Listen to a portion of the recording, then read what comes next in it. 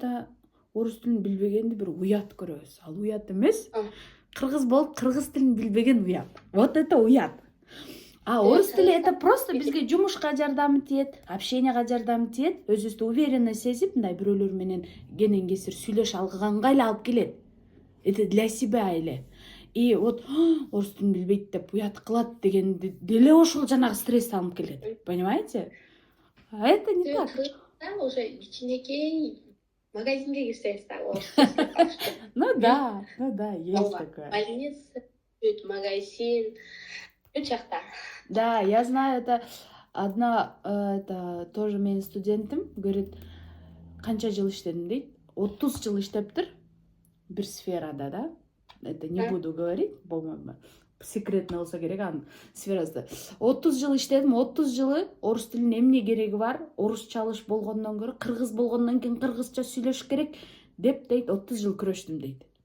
30 жыл күрөштүм, и сейчас эми дейт. Орус тил керек экен дейт. Карьерам өспөй койду дейт. Тилим мени кармап койду дейт. Бир какой-то бир жерге жеттим, болбой койду дейт.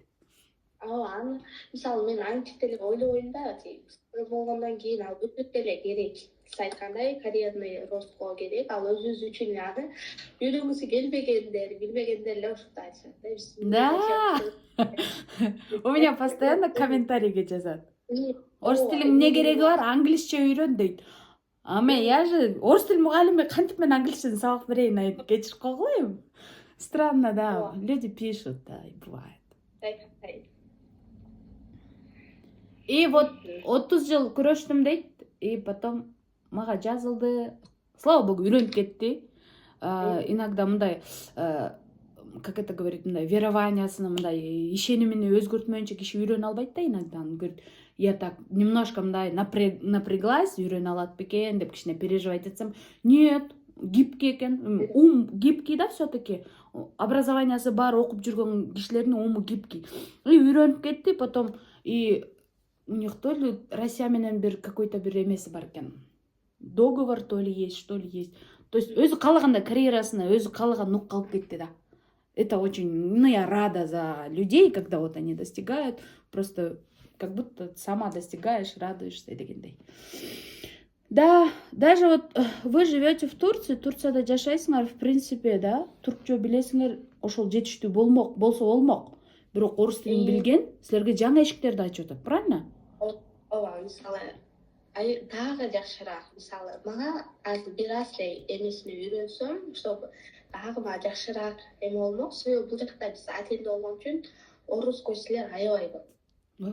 Мисалы орустар болгон үчүн алар келип бактар айтышат да, жок, сен орусчаны сонуп түрктөр вообще орус тилин не понимает вообще. А то сеники сонун депчи баары ойлошот эмеспи? Вау. Бирок эми ошону дагы жакшыраак кылсак, мен үчүн дагы жакшыраак болмок. Мисалы, мен иштеген жердин уже 80% орустар, орус көчтүлөр мисалы. Айында кышын практика кылганы деле бар да. Сиз айткандай орустар уялбайсың алар.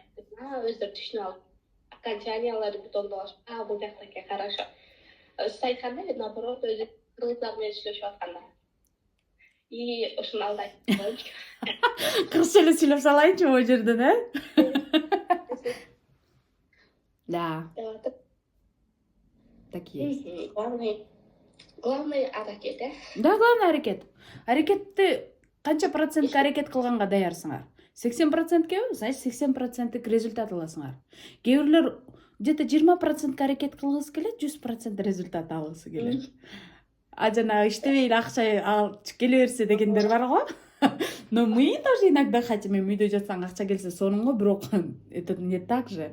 Сен аракет кылдың, же башың иштеттиң, же колуңду иштеттиң, күч менен же акыл менен, но акча келет. Точно так же.